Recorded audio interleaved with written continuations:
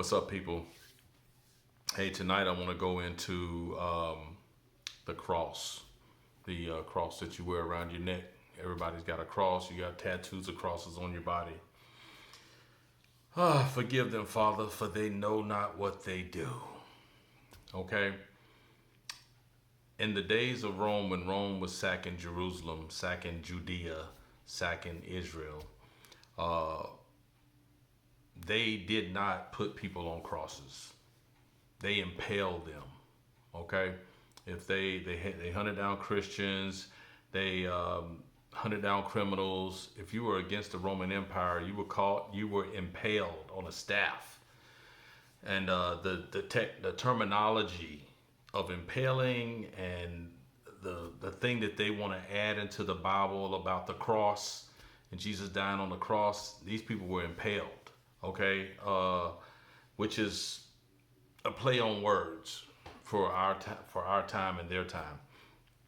Constantine in 326, okay, he called together all the bishops to try to get down to one type of religion that he can rule the people with, okay? And he was on the battlefield, and one night he had a dream. And in this dream, he saw in the heavens the cross. And a voice came in the dream and said, "By this sign shall you kill your enemies, shall you prevail." So he woke up, he went outside the next day, he told the people about the dream. He put crosses on their shields that they carried. So you had the cross here. He put crosses on their helmets, and they went out and won battle.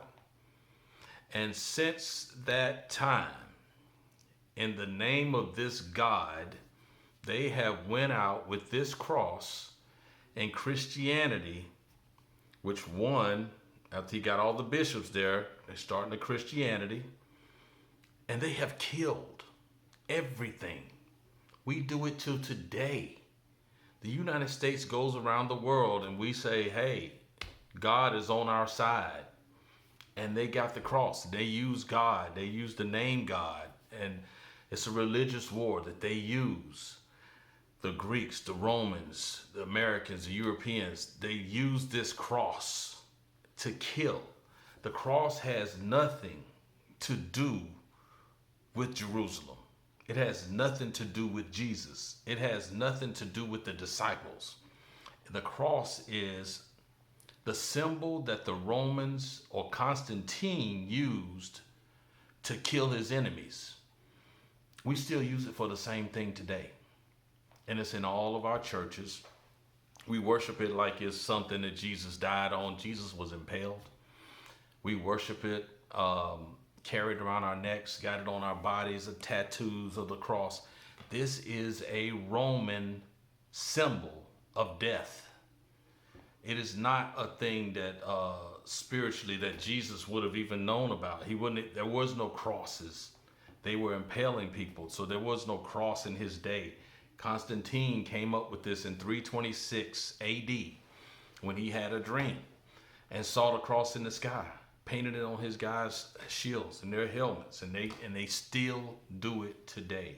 They've used it forever. Ever since that time, they used the cross to kill, to subdue, to rule. And now it's a cross for your mind. I got you into a story that I created, and y'all bought it all. Y'all took this like it was gospel.